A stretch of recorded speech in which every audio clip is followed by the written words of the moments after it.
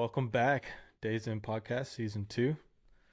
We are joined by a guest from last season, Matt Dotson, one of my personal buddies. Known each other for quite a while. So last episode you heard us. We were joined by my wife, Sarah, and we were able to kind of quiz Matt on some of the things that he's got going on in life, fatherhood, as well as his faith, and some of the creative things he's doing online with his civilian operators union. So welcome back, Matt. Yeah, thank you. I appreciate the welcome back. And Yeah, man. happy to be here. Dude, we're excited. I'm excited personally. I know we had a little bit of troubles trying to get Cody on the session. We were obviously running into technical difficulties, but we're working through it in season 2. I'm really excited for some of the things to come. So, Matt, what is going on with you in your life, man? I know you were talking about your beautiful baby before we started recording. How is she doing? Yeah, she's just growing like crazy, man. She's like 2.5 now and just climbing in and out of everything and just Everything. Yeah, like you put her down and she'll be gone in 2 seconds if you don't, she's just wild. But, man, I know my son being almost 6 months he's like picking his head up and looking all over the dang place, giving me stink eyes and that sort of thing, So I can only imagine in the next 2 years kind of what that's going to look like. So, yeah, it's pretty cool. It's just like because is he like crawling around yet? No, he's on the verge. He's rolling and doing all that, but yeah. Yeah, so it's like you just hit all these like little milestones along the way, and it's like so cool, It's like just something that you got to experience. Yeah, man, it is. You said something on our last podcast. You said, and I really took it to heart, and I appreciate you for this because in the process of, us going to the hospital, her giving birth, taking him home, and kind of some of the stuff that we were trying to expect out of that. You made a comment on our last podcast, which was, having a baby is a very individual experience, Scratch everything else that everybody tells you about what to expect. It's going to be like individual to your kid. And sure enough, that's exactly how it was, man. I couldn't put it any better of a way. Yeah, for sure. So appreciate you, man. And I'm excited about this one because I'm interested. We haven't really, I feel like life kind of gets in the way, sometimes. And we get busy with work. I know you still have your 9-to-5 job. I still have mine, as well as kind of some of the things we're trying to do online with our social presence, etc. And so I'm interested to kind of see or hear what's going on with Civilian Operators Union as of right now. Yeah, so we got to an early start with some training. We did like a vehicle tactics class. It was like the very end of January. So, and it actually happened to be pretty decent weather. For those of you that don't know, I'm in Maryland. So like in January, it's relatively cold because it's winter time. But we actually had a really nice day and it was mostly sunny and it was a good time. We had a good turnout of guys, which was great. And we've been kind of struggling a little bit to try to figure out where we're kind of going to go from here. So yeah, as far as the training goes, like specific classes. Okay. So do you feel like that's like, you're gonna like specify doing training like a majority of the time, or you guys have other things up your sleeves? Yeah. I mean, like we get together and like, whether it's like to hang out or like brush up on like some other stuff or try to figure out like what's going to happen. And, it just depends on like how the year goes for everybody. Cause like money can be tight. Like the economy's not the greatest. So like having extra coin to spend on training classes that require like ammunition and gear and like, just the ability to get there. Cause it's not like a lot of these places are like in our backyard. I just did an event that was 9 hours away, or no, it was like 7.5 hours away. So it's like logistically that's got to be planned. So like there's a lot of moving parts to some of these things. So you attended that one specifically? Yeah. It's not necessarily a training class, but it's like an airsoft event. It's like a Milsim event. It's hosted by Milsim West, which is the biggest Milsim company that's actually doing actual Milsim. So I've done a few of those this year. I want to get involved in that. Yeah, that looks really fun. It's a lot of fun, and you learn a lot about yourself, and like it's really like a test of yourself and your abilities. Like how mentally strong are you? Because when it starts raining and it gets cold out and you're shivering in a sleeping bag and you're soaking wet, and that's when everybody quits, and that's where you just figure out where, like, how much like discomfort and pain are you willing to take for your cause. Right. Yeah. Yeah. So elaborate on that a little bit. I guess maybe I'm just not as like well versed on exactly like what goes into a Milsim event like that for airsoft. So you're obviously airsoft going against other people, other teams. Yeah, yep, not Okay. for like opposition force. Sure, sure. And so I guess in my brain, I just see like, hey, everybody lines up, you start, everybody's, kind of challenging each other. But you're like it raining and you kind of having to hunker down. Like, how long does that last? Can that go overnight? Do you camp? Like, what's, Well, I mean, there's not really like any camping. Like we have like you set up a patrol base like with your squad and your platoon that you're in. yeah. But as far as like it like hunkering down when it rains, like you might be out conducting like an operation. Like it could be at night under night vision and it's pouring down rain, and like like it's not necessarily like you just camping out or like hiding. Like you're actually physically doing something. You might be actually trying to infill into the AO, which is the area of operation, which could be anywhere Okay. between like 2 and 6 miles. So Okay. you got to carry everything on your back that you are going to need for 2 days. So you're packing out, you're doing like the whole 9 yards basically. Yeah, for sure. So in terms of like, I was looking at some of the key takeaways that Sarah had kind of wrote down or did like digital notes on, last time, and kind of thinking back about like being tactically prepared or just being like an asset in your community. I feel like doing something like that specifically where it kind of takes you out of your comfort zone. It's kind of a game, I guess, if you want to think about it, but like it actually like puts you in like real world situations. Would you say that it does pretty much a lot of that? Yeah, for sure. I mean, and it's definitely like a game. Yeah, yeah, It's yeah. like we're not shooting at each other with like real bullets, so that's Yeah, always good. bullets are not good. I would not join that. Yeah. But it's like great for like testing gear, your mental strength, your physical strength, and all that. And like, how can you be an asset to your community? But like in certain ways, if you're trying to build a team that can do stuff, it's being an asset to Team that building. team. Yeah, Yeah, and yeah, team yeah. building. It's funny. I had a thought the other day. In fact, I think I told this to Cody. He loves guns, and I think he was really excited to be on this one. I wish he could have been. He just does a lot of collecting of different various kinds and that sort of thing. And I was just I put a thought in his head, or I guess I was thinking about it myself, which was, we love these guns. I love weapons too. And then I thought about it. I was like, you collect all of this, and there's always this like standard process from, I don't want to say for most people who collect weapons and that sort of thing, but it's like building as big of an arsenal as you can. And then I thought about it, and I was like, if the world kind of is going the way that it's going, it kind of, you have to project yourself into, eventually I might have to use, those against people. Hopefully not, but, unless you're in the military and that sort of thing. But it just kind of put a foul taste in my mouth, not against guns specifically, but that, we kind of make a joke of it. How many can I pile up?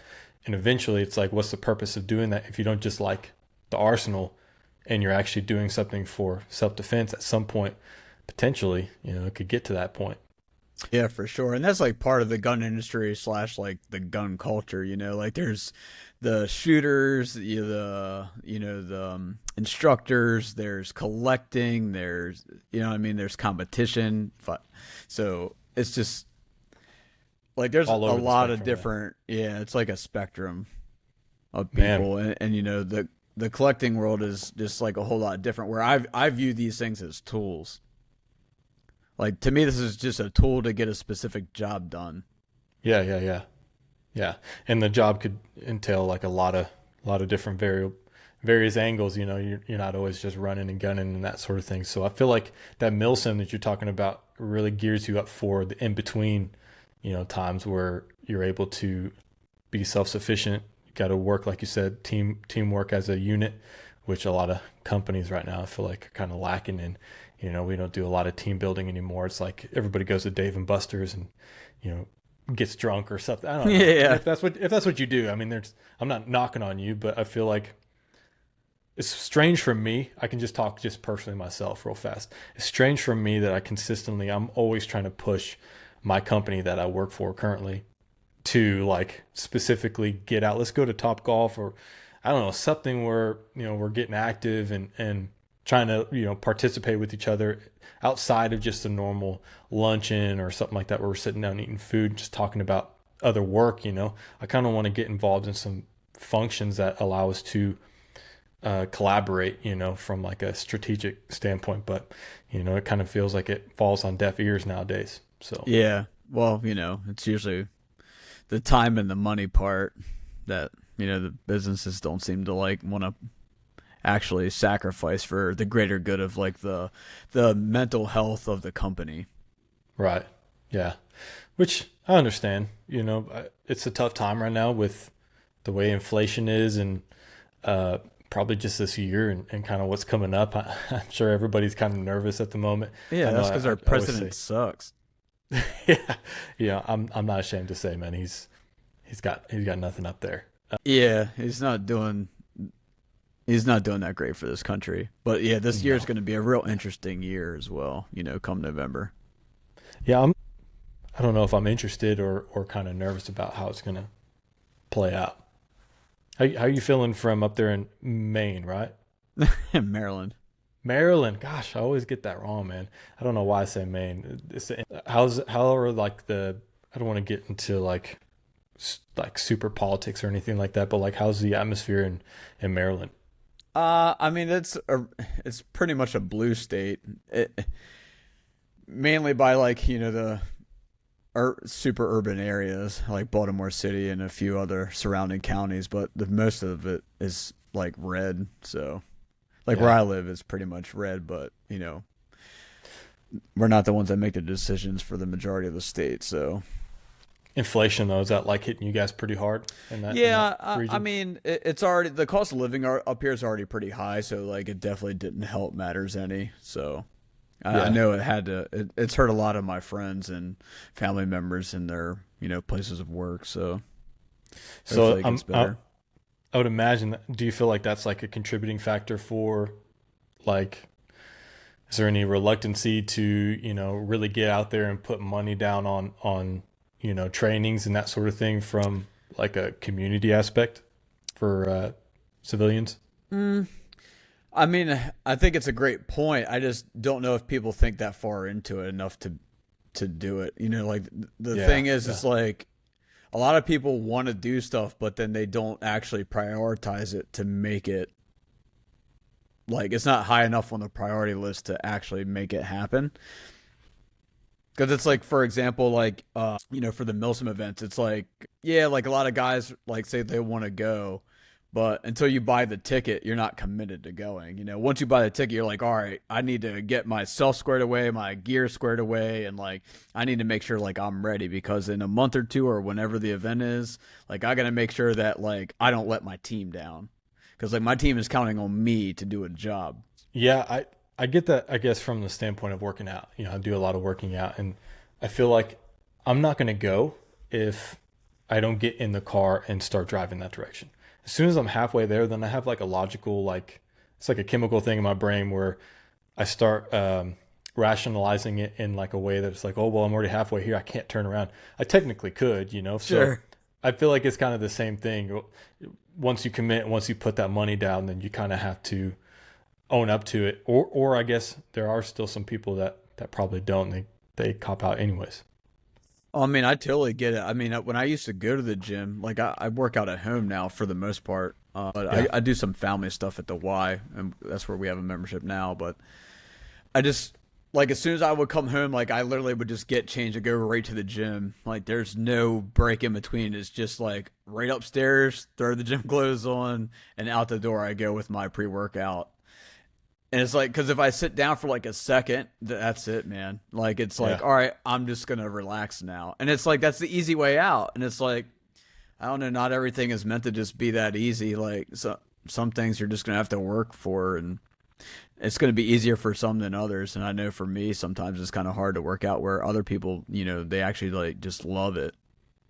Yeah, I'm a I'm a community person. So as much as I love to work out, I love to see other people specifically. I love to see them progress.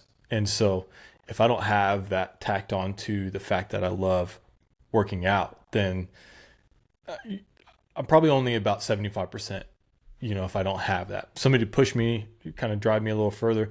I've tried like way too many different types and styles of working out. I hurt my back here recently, man. I'm definitely feeling my age. But I think more than that, just humbling myself, in the gym atmosphere, especially for new movements and not trying to ego lift and that sort of thing. But it's definitely been an eye-opening experience. Just trying to find the different styles of working out to get my body back to where I want it to be. It's not easy, man. And Definitely not. not having somebody there to push you kind of makes it more difficult, which from a business standpoint, or if you're doing something from like an entrepreneurial standpoint, like, and you're trying to push a company, build an app, or run a community on Discord or Facebook or whatever it is, if you don't have those, I feel like those key component people in the mix that are, like you're saying, projecting themselves, hey, I see is like 2 weeks from now doing this, or like whatever it is. I mean, that's for me at least, the recharging that I needed for TDEP. And I've gotten that out of Cody, and other aspects of like business, but specifically it's that can kind of make or break a company at the same time. Yeah, for sure. But so any specific like trainings that are coming up here recently, or have you kind of held off, and how are things going for your actual 9 to 5?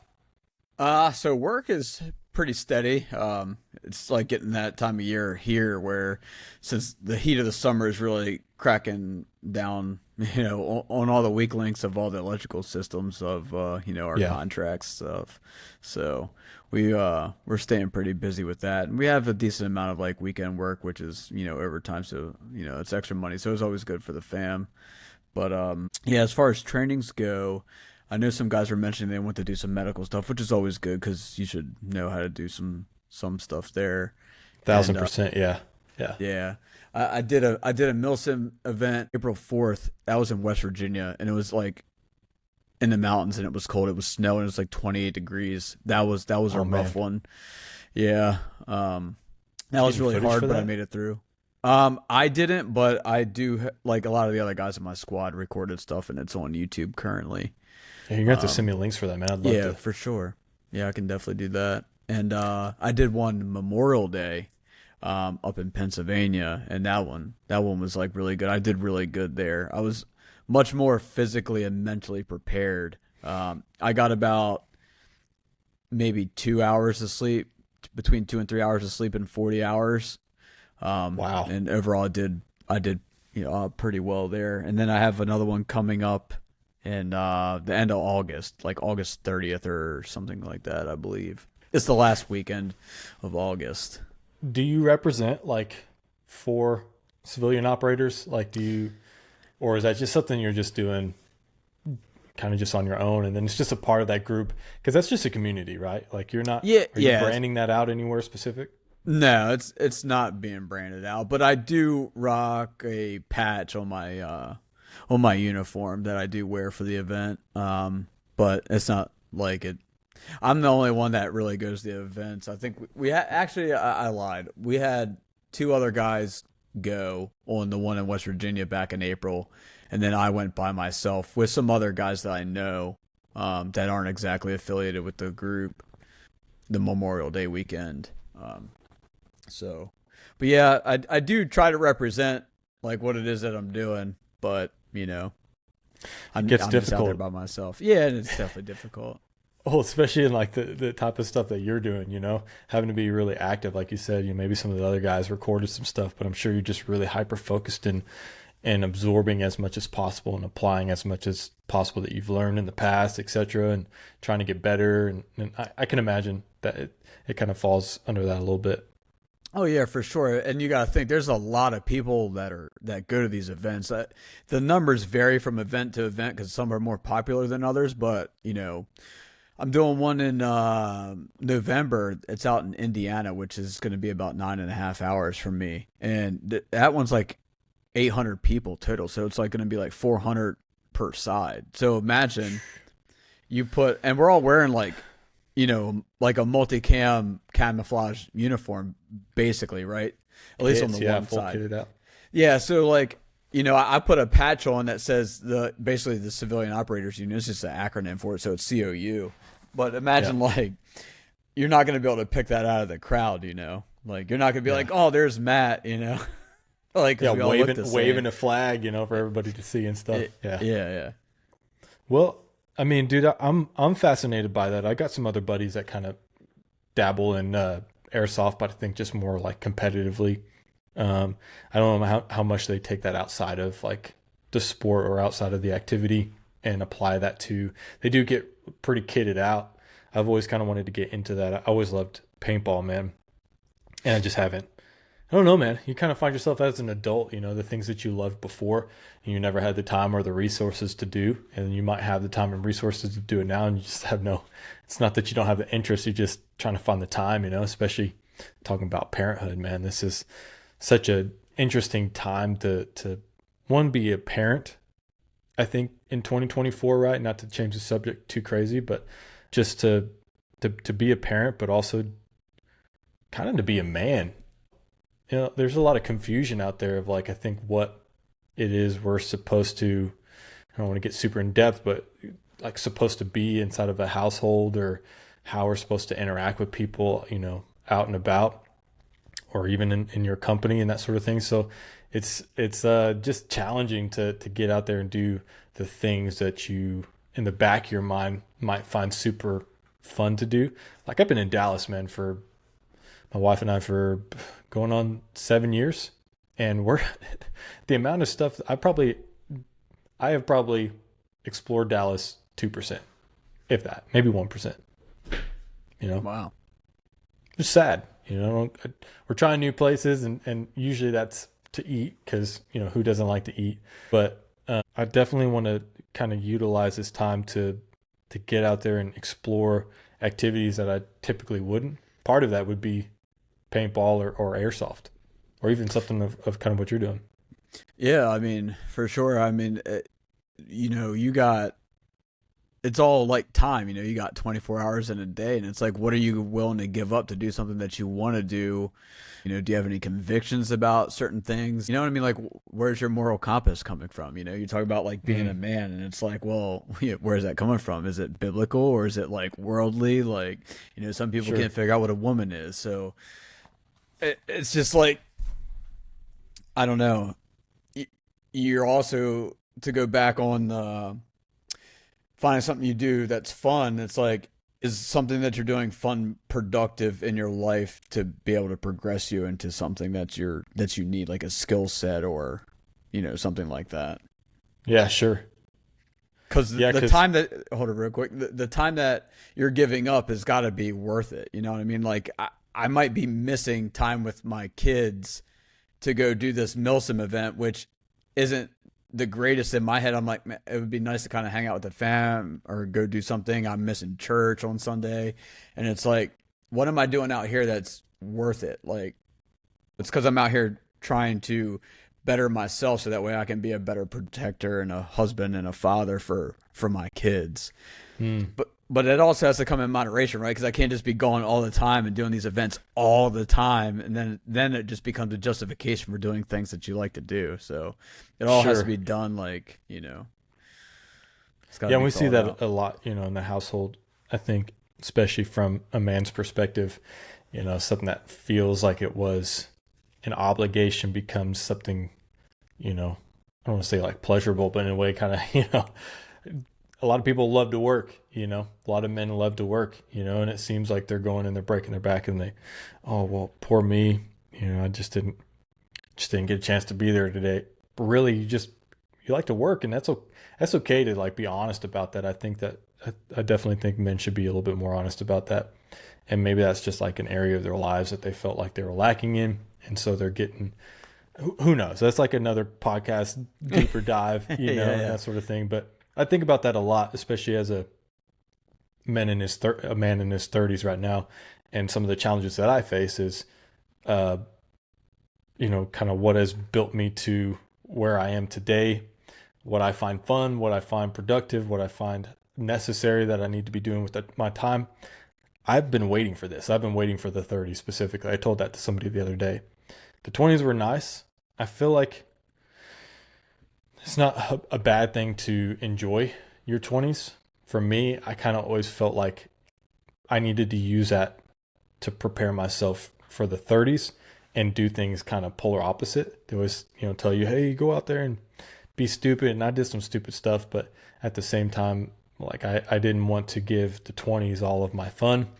I wanted to kind of do what was necessary, which is why I went to Oilfield and gave my body and my time. And I kind of wish I wouldn't have to that extent for 10 years. And but at the same time, like I learned everything that I needed to for what's happening right now in business, and my career and kind of my role within this industry that I'm in currently. And so now I find I'm starting to get some time back. I'm starting to get some leverage towards being able to go do those things that I really want to do.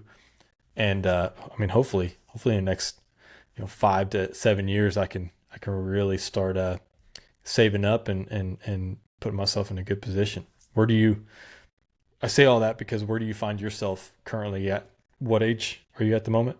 I'm 35. 35. So where do you find yourself kind of within that mix as a man, a father, a provider? I mean, outside of Civilian Operators Union, like within your industry, do you feel like you're on a trajectory for like a specific purpose, or are you just kind of going through the motions every single day, taking it like a step at a time? Like what does that look like for you? I mean, I would say it's probably a little bit of both. I mean, I've been in my industry since I was 17.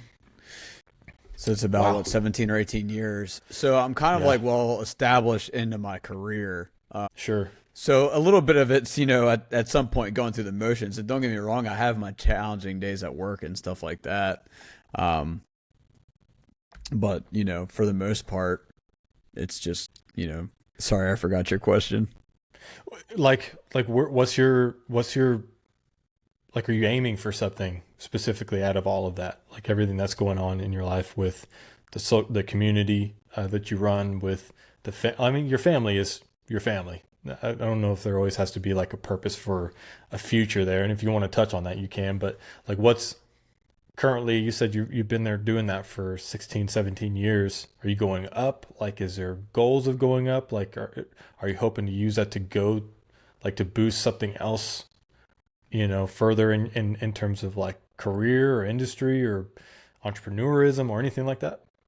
No, I would say I'm pretty much like happy kind of where I'm at with that. And then I just need to, really focus on being a husband and a better father, for my kids. Yeah. Yeah. Cause it's like, just to dabble in that, it's just like, not that, we had like this crazy traumatic, life, but like things carry on what's the word? Generationally. Yeah. I know exactly. Yeah, that word. Yeah. So it's like sometimes if you notice that there's like maybe a bad habit or something that didn't work out so well for you and your life and how you grew up, and I don't want to pass that down to my kids. So that's what I'm talking about when I'm talking about being a better father, for example. It's just like, I want to be better than maybe some things that my dad could have done better, but I don't want to pass, because if I don't change right now, then it's going to just be passed down to my kids, and then it'll be up to them to have to try to fix it. You know what I'm saying? It's like, you wouldn't want to leave your kid with a bunch of debt. You know what I mean? If I just, go rack out a bunch of debt and then like I just, fall off the earth or whatever, and then, I wouldn't be any good either. So it's just like, just trying to make sure that I can focus more on my family and, being a better husband, Which is important, man. I feel like, and you said it earlier just a second ago, like kind of happy where you're at. I think that's really good. There doesn't always have to be, I feel like there's this extreme on either side, right? you're either just like too complacent or like you're not driven enough to where like you're using your final penny to invest in something to boost your life and like have millions and millions of dollars, etc. And it kind of feels overwhelming to me personally. I love TDEP in the podcast because we can jump on here and we can just have conversations. You never know who you're going to meet. You never know what their story's going to, how far that story is going to dive or delve into with them, or their testimony that comes from that, whether they walk in faith or whether they don't. I just never know what people's stories are. And I'm fascinated by that because it's free. I mean, this equipment wasn't free. It's pretty dang expensive, and you need that for quality. But at the same time, like that's why I adore this platform the most, because it allows me to continue being a father, a husband, and present, but then taking those experiences and coming here and diving into conversations like with yourself and, being pretty fresh parents. I feel like we've always kind of seen, I think, eye to eye for the most part. And I don't know, man. I think you hit it on the head. We need to find ways to kind of bring ourselves back from 10 years into the future to being present if we're going to really, honestly, in my opinion, do anything in the households. Because, man, I've gotten into some arguments with some people. Like I said, I don't want to get like super political or anything like that, but I've gotten into some arguments about, what we should be doing with our children, like right now, like infants right now, in terms of like raising them and disciplining them and that sort of thing as men, just as households. But then like my argument is like, what does our youth look like right now? Like Generation Alpha.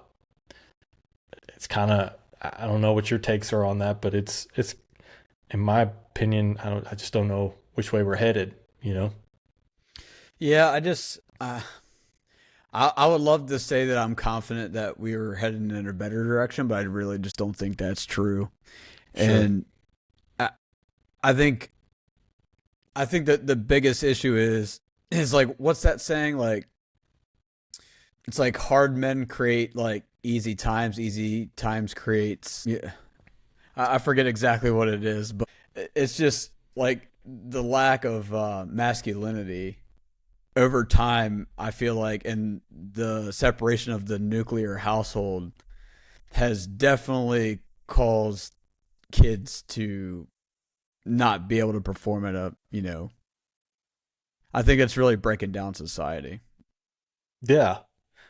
The quote you're talking about is hard times create strong men create good times create weak men, and weak men create hard times. Right. I think we're on the further end of that cycle, where it's just like we're creating all these easy times, and it's like people just don't even know like how hard it used to be. And it's just like the more and more we go down the road of easy, it's just the worse and worse it gets. I mean, if you just like look at issues that were, 50, 60 years ago, to me are just so much different than what people are arguing and complaining about now. Yeah, it's pretty watered down, man. I'll agree with that. I think it's a challenge. I think, like, how do you, I mean, obviously you have to apply yourself to your family like directly, but like, how do you get outside of that? That's what feels more difficult, is how can I be not only a good husband and good father for like my kin, for like my immediate family and my household, which, by the way, just feels like the world's just like making it extremely difficult to do with the prices, however you would say that, kind of taking away men's masculinity, etc., or just making it seem like it's weird. And then at the same time, like, how do you apply yourself to your family, but want and have a desire to like go out and also as a man help in the community for the young men that probably need it outside? Because that was impactful for me as a kid growing up, going through sports specifically. I don't know about you, and you could share on it here in a minute, but like, it wasn't just my dad. It was some of the other men in the 90s that were around me in t-ball or soccer or wherever it was, that were pouring into my life, similarly to my dad, that well-rounded, I felt like, my upbringing, right? As a man or a young boy or whatever it might have been. I feel like it's difficult now to want to do that outside of your own family because you kind of have to focus or zero in on your situation specifically. Do you find that a challenge at all, or do you face that, or what's your Yeah, situation?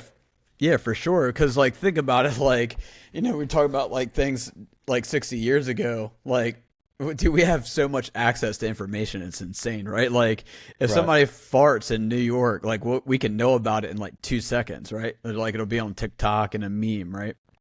So, Yeah. The hawk tuah like, girl. Yeah. Yeah. yeah, like that's kind of what I was referencing. But and it's like, okay, so we have all this information. I'm stuck in, and we're all living in this world, and it's like, well, like, what do I do? Because like I have to, be a husband and raise my family, and like, what should I do that's right, and what should I do that's, what shouldn't I do? Because we view that as wrong or whatever, and that's like what's kind of really like led me into like the Bible, because it's like, I don't know, to Mm. me that just seems so much like structure, like consistent structure, like everything just seems very solid and consistent. Yeah, it loops back on itself, man. There was a really cool, I wish I had access to it. It was like a demonstration that our church did about like the references in the Bible that like cross reference each other, right? And it was just like huge, like arcing of different lines, different colored lines.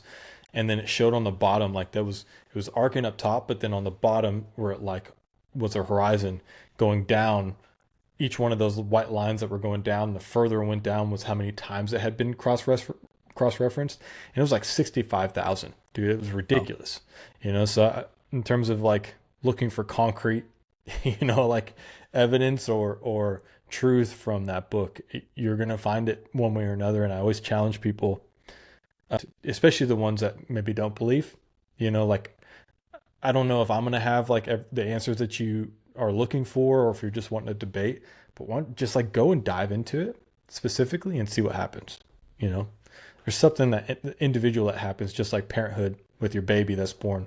There's something individual that happens with that experience that I don't know that I could have elaborated on that well enough for you. You know? right, sure. It changes you forever, right? Yeah.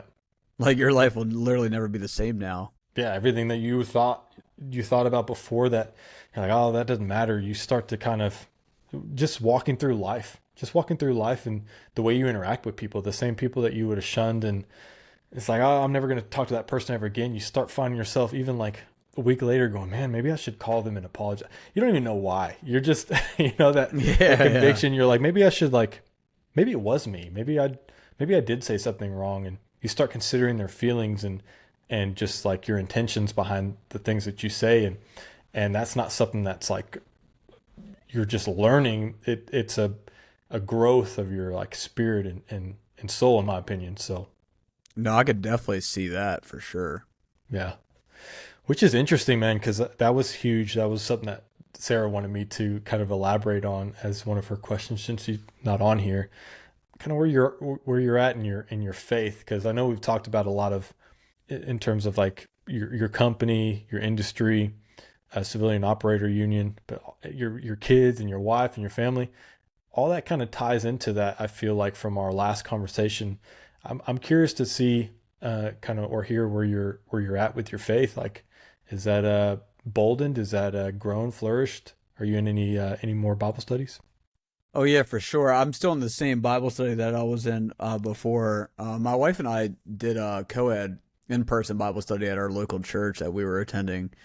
Yeah, I didn't get to awesome. make it to a ton of them because like my daughter has like she had an activity that was like actually Christ based on the same day, and I'm security for that.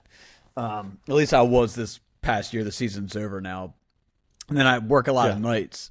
My schedule's kind of crazy at work, so I was working a lot of nights at the same time that they were falling on the night of the Bible study. So it was kind of unfortunate that I didn't get to do more in person stuff. But I do use an app called Through the Word. yeah.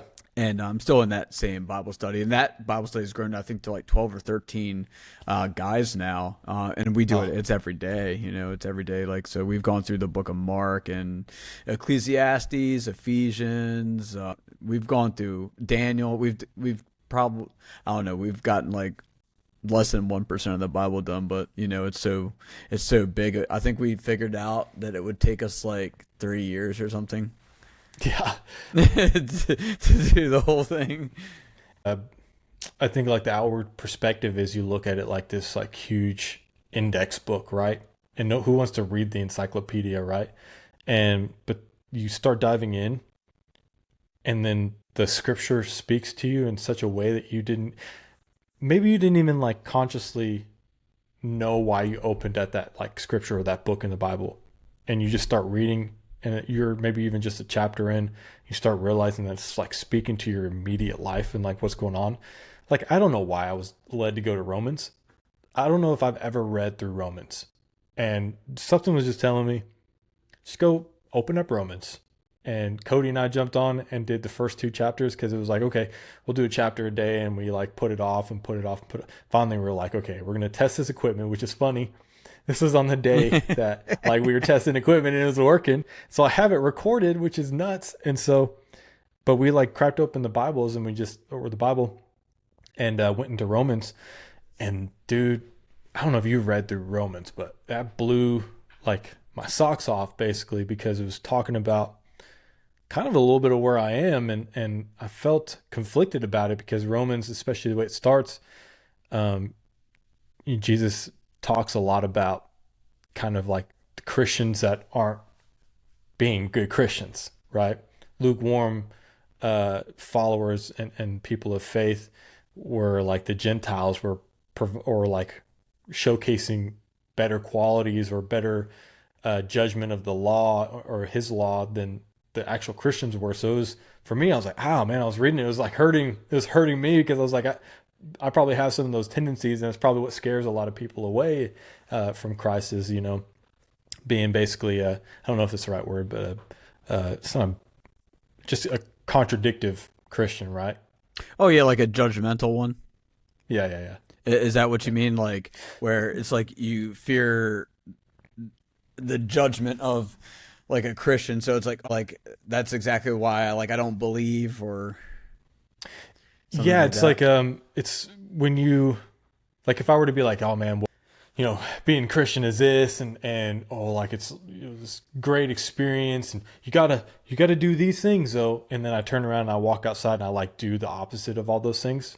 Yeah, I see. Like I think the Right. law is so great, and hey, you've got to follow the law. You shouldn't be, having premarital sex and that sort of thing. But then Sure. like I go and have premarital sex, or like I kiss, or whatever it is, right? These different things. And so it was like talking about how like Gentiles, or people who don't believe, basically, for modern day context, people who don't believe sometimes, at least back then when they were talking about it, were showcasing like following the law better than some of the priests or the people that were believers or followers of Christ, which is a painful place to be in, being lukewarm like that. Yeah. Yeah, that would definitely be a not a place I'd want to be. So it's growing though. You're Yeah, for sure. yeah. Yeah, I've been doing this Bible study for it's been months, at least 6 to 8 months. So, and I just do like a little bit at a time, and we do it every day. And right now we're on journey 2, and I don't know what a whole lot of this stuff means because I'm still pretty new to this, but that's the current study Yeah. that we're on. So I think we're talking about there's been some mention of like going to Exodus after this. So Ooh. yeah, so Question. we'll see how that goes. Yeah. How I think this is gonna be a good one too.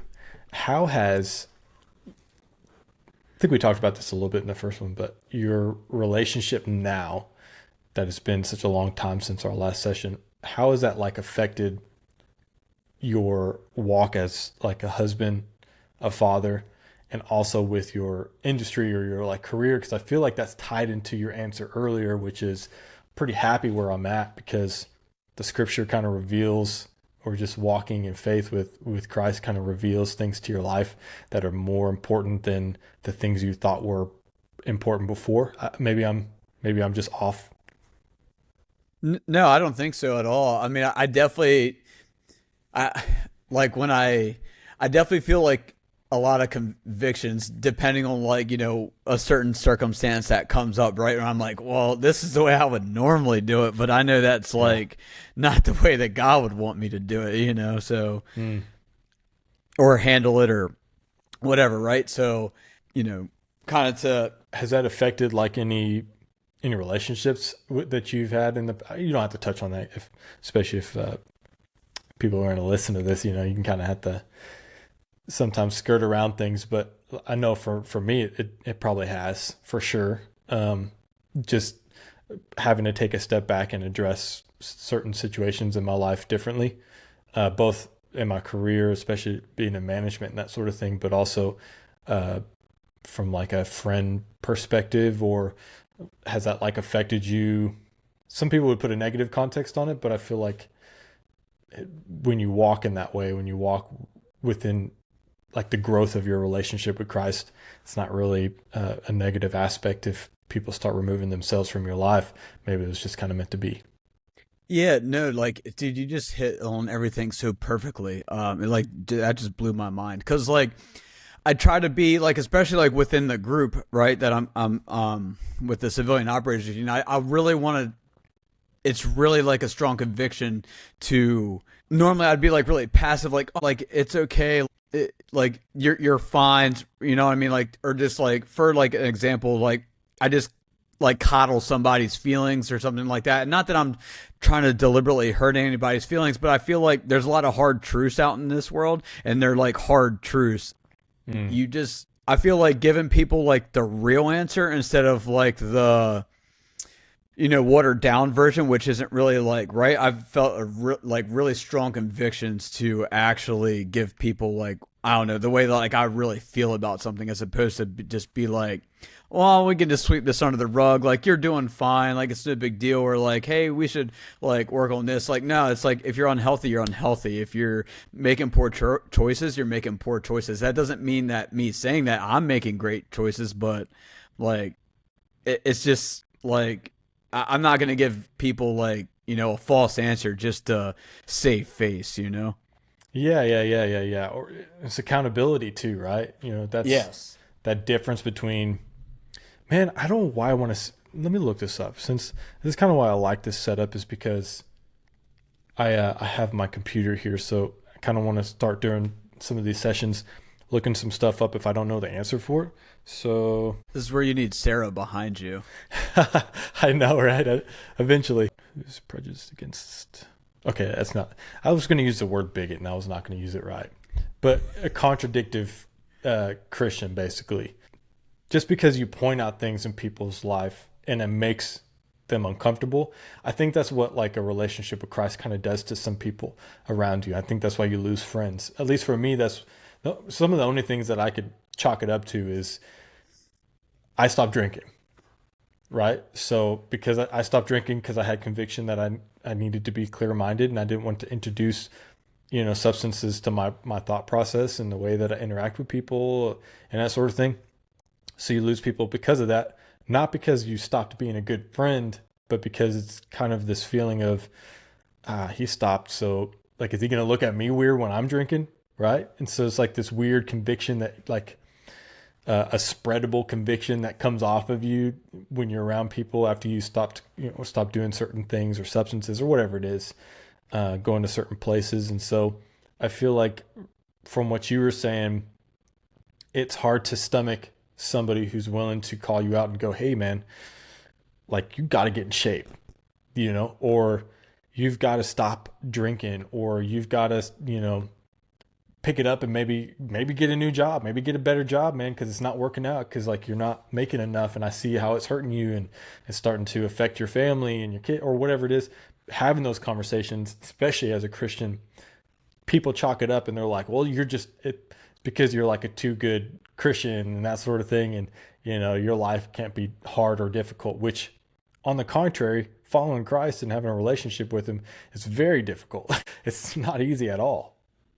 Right. Like the answer is easy, but like the physical part of doing it that's what's hard, right? Like it's hard to make all the good decisions and making the good choices, in God's way. So Yeah, it's very intense, very eye-opening, and you find yourself on the other end of tribulation and trials, and it's usually met with a, like that's kind of why I had to do all that. Which in the moment you're like, what the heck?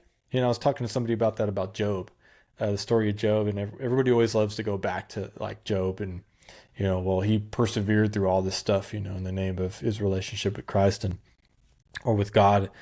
And I was like, I was talking to somebody, I can't remember who it was, and I was like, but when he was sitting there like crying and weeping and stuff, it's not because he was happy.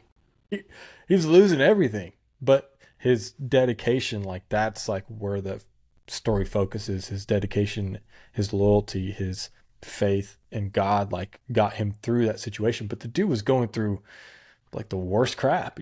I feel like we're getting to a time where we're going to have opportunities to showcase our faith because of how hard it feels like, uh, which is stupid to say considering there's people around the world that are probably going through some pretty terrible situations at the moment. I mean, you got the war, happening between, was it Russia and Ukraine? Am I saying that right? Yeah. Yep.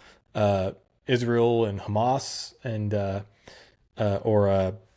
Palestine and all that kind of stuff, just different wars that are happening. So there's a lot of chaos that's happening. But even still here in America, trying to figure out what your next 5-10 years look like is starting to get a little bit more bleak. And so we're going to have to, I feel like there's some moments coming where we're going to have to rely on our strength in the Bible and in his word and the scripture.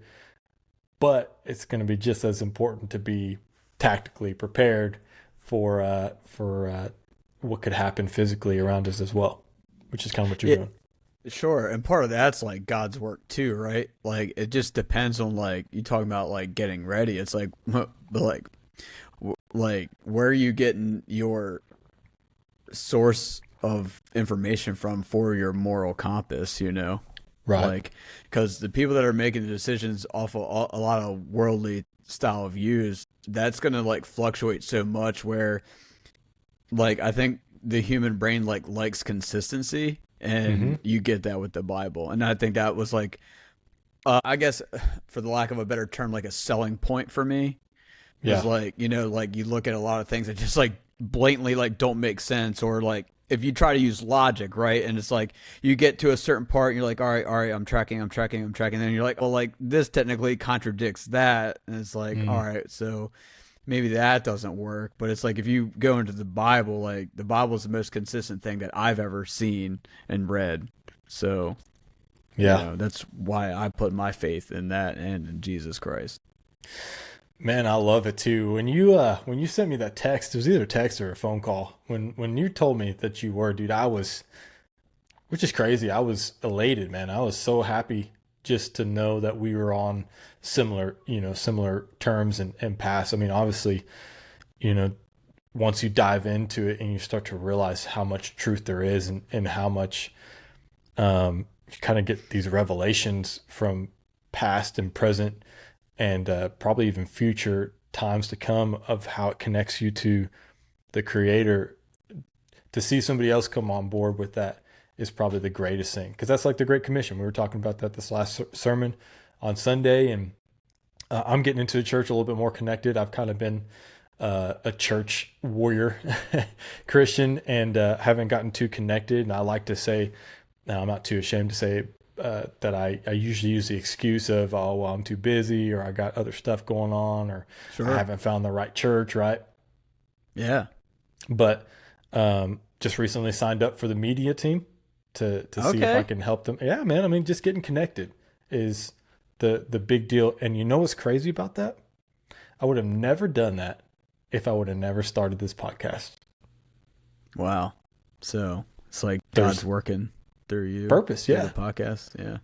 Yeah. It's awesome to see and hear stuff like that. Yeah, and I can only imagine that's what's hopefully happening with you too. And I hope I keep you in my prayers every single week. And as you continue this community, and I kind of see, and I'm going to plug some of that, especially when this episode releases, but just like shouting at your civilian operators union and that sort of thing. But I kind of hope that that's the direction that that's going to, in a way that it continues to touch and bring men, whether of like military background, just preparedness in general, or just men, I guess men of, yeah, what's that goal? Like, is it to showcase and bring pretty much men of all walks of life? Sure. Yeah. Yeah. And just being, I don't want to say like prepared for anything, but it's just like, it kind of is at the same time. I can't think of a better way to put it right now, but that's just kind of like what it's about. It's not about like, oh, like what if Russia or China invades the U.S.? It's like, yeah, like, maybe, yeah. Right? That's like some crazy like stuff, right? But like, you also go to the grocery store every, once a week, or, whatever you do, or you're out with your family shopping. So it's like, you're out in that, and that's real. So it's like I want to be at least prepared for that. So it's kind of like covers like everything kind of in between those. Sure. It just probably makes it a little bit more difficult for some guys who've never gotten, into that aspect to even want or have the desire to enter into that realm or world, because it's like my industry of transportation or aggregate hauling. Who's really out there going, one day I'm going to, haul aggregate around, my city. That's always been my challenge, is how do we make this something that people want to do? And it's not just, of course, you have people who just want to make money, and that's okay. But specifically in my industry, you're hauling around 84,000 pounds of destruction. You kind of have to have a little bit of passion for what you do, because if you're just getting behind a wheel, you're probably going to make quite a few mistakes unless you're just a very meticulous person, right? And so that could be a nuclear verdict for your carrier if you have a fatality and kill somebody or several people or yourself, or somebody has to go talk to your family. And so I feel like, how do we like bridge that gap of bringing people to the industry, to what we're trying to like accomplish with our platforms, TDEP, your platform, even just our jobs. And I feel like Christ is working in ways that I don't think that either you or I have the ability to bridge that, right? Yeah. And I feel like he definitely makes everything better. Yeah. There's always like some sort of amplification on whatever it is that he's involved in. And I can say that's true in my life. And I was more or less like a non-believer for a long time, always trying to disprove the Bible and all that stuff. And then I, with a little bit of humility and set my ego aside, I had to humble myself. And that's how I found my way to Christ. Man, I'm glad you did. And I love it, man. I love your testimony and just kind of how far you've come just in the short period of time that we've known each other. I think it's pretty miraculous, man. I'm not going to lie. You are bad, but you know what I mean? Like at the same time, there is a comparison to like being who you were before versus who you are now after you've accepted Christ into your life. And it can be very profound, and that's why testimonies, I feel like, go a long way. And for you to have shared the first time with Sarah was impactful. And in fact, she asked me today, she's like, Matt, who is that? And I was like, you remember the one we were on the podcast with? And she instantly dinged, and she started like naming off things that we were talking about from the last one. So you had an impact on my wife's life, in terms of that conversation. And I hope that's kind of what TDEP has done for you in terms of just kind of connecting us from as far away, like you said, I think 22 hours of distance between Dallas and where you are in Maryland. And so we're able to connect here virtually over TDEP and share these stories. And I think it's going to have an impact on hopefully a lot of people that will listen to this next season. Sure, that's like the idea, right? Because like I've listened to like a lot of podcasts. I drive a lot for work. I drive a service vehicle to get to jobs, and my average commute time is probably between an hour and a half one way. So I have a lot of time to listen to podcasts, and that's like a big takeaway for me when I listen to these podcasts. It's like, wow, like that certain things have made like a huge impact on my life. And it's like, and the way that I think about things, and I'm really big on self-reflection, and it's like, Mm, how can I implement all these like things that are going to benefit me into my life and my family's life, because if I could be a better man, a father, and a husband, then the only thing that's going to come from that is a better life for them and the people that are involved in my life. And I yeah. feel like that's what a lot of the world's like missing, is because I don't know, it's a lot of things, but you know. It starts with like self-reflection, usually ends there. It doesn't branch out to see how we can be considerate for other people.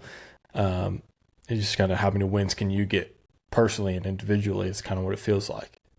Yeah, and it's really about change, right? Like, because like do you know what the definition of insanity is? I feel like you've told me before, but go ahead. Okay, so it's doing the same thing over and over again, expecting a different result, Yeah. right? Yeah. So it's like, it's like, oh well, I want to like lose weight, or I want to, you know, like study the Bible. It's like, right, but like you have to physically make a change or mentally make a change in certain circumstances to actually change and get a different outcome. Because if you just keep doing the same thing over and over and over again, you're just going to get the same exact result. So I don't know. I feel like a lot of people need to hear that, because I know that's like helped me out a lot. Yeah. I mean, like I said, I haven't even explored 1% of the Dallas Metroplex. I got to get out there. I got to just do something new, dude. I mean, that's the main thing, man. That's being in that big house before we came here to this apartment, and hopefully next year we'll be in a position to. That's the crazy part. Even just saying next year in a better position is scary to say, because every single year it's like 1.5 acres, $11 million. It's the price is just going through the roof with everything that they're moving here. But hopefully at some point, like we're able to kind of move ourselves out of here. But we definitely aren't going to go to 4,000 square foot, home or anything like that, because I would love more land than I would home. Being in a position where we rented about 3,000 square foot home, and the Okay. fact that we didn't even like walk like the dogs. I hate to say this, they had a backyard, and they ran around the backyard a ton chasing squirrels and bunnies and stuff like that. But I didn't even walk them around the neighborhood but once, and that was like when we were about to leave, because Oh. just too busy. You have to like apply yourself to all this work to make a household like that happen. Paying $2,500, $3,000 a month is ridiculous. Yeah, that's another thing too. It's like, there's 24 hours in a day, and it's like, how much time do you actually like waste? Like if you started at midnight and ended at midnight the next day, like how much time is spent? Like, I mean, don't get me wrong, you need sleep, right? Your body needs to Yeah, rest. you have to. Yeah, Yeah, but like, it's like, I don't know. There's a lot of time that's wasted throughout the day, and it's like that's always like the go-to common excuse for people. It's like, oh, I don't have the time, and I'm guilty of this myself, so I'm not on a high horse here.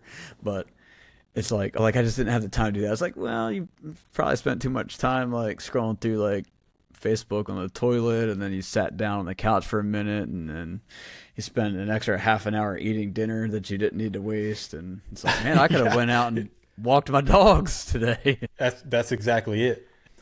Tell if that was Sarah getting home or the dogs messing around. Sorry about that. You're okay. I didn't even notice anything happen. Yeah, I thought I could hear it, but there's people also. That's why I'm excited to get out of here, because there's people like partying at this dang pool like pretty much every evening, man. It's just crazy. If that's what you want to do, I guess, right? I mean, Right.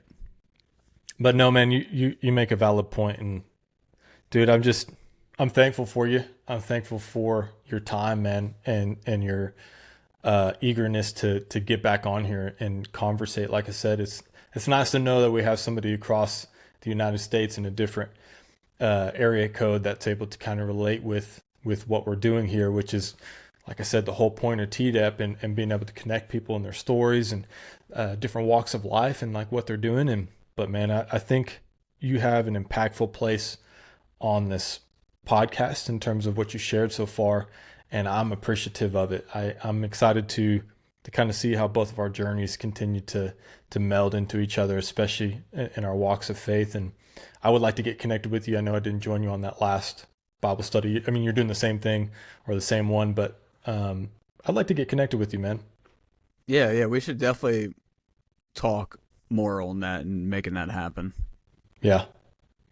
Well, and not only that, but I mean, if I can find my way down there, I've never really traveled that direction outside of the Texas region. So if I could find myself in that area, I could probably link up with you and some of your buddies, your pals from Civilian Operator Union. You guys can show me the ropes on kind of your process for preparedness and utilizing weapons and that sort of thing. I'm sure you got some fun toys.